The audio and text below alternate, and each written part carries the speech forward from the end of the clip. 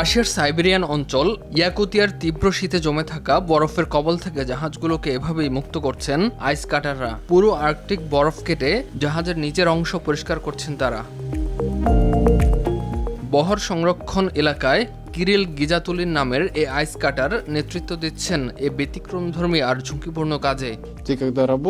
তাপমাত্রা যত কম থাকে কাজ তত সহজ হয়। -50°C কাজ করলে ঘাম কম হয়, তাই শরীরও কম ক্লান্ত হয়।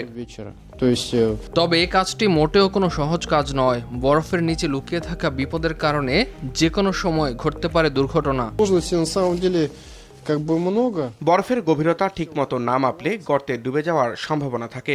আরেকটা বড় ঝুঁকি হলো বরফের নিচে থাকা বাতাসের বুদবুদ। চাপের কারণে সেগুলো ফেটে গেলে হঠাৎ পানি উঠে আসে।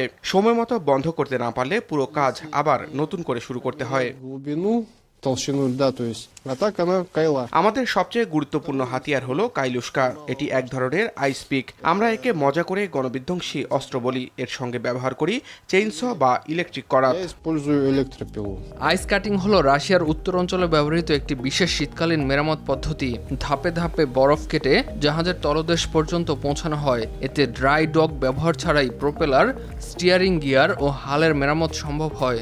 আর এই কঠিন কাজটি করতে হয় ভয়াবহ ঠান্ডার মধ্যেই। চরম শীতের বিরুদ্ধে লড়াই করে রাশিয়ার ইয়াকুতিয়ার বরফের রাজ্যে এভাবেই সচল রাখা হচ্ছে নৌযান চলাচলের প্রস্তুতি। ইমতিয়াজ আহমেদ, RTV।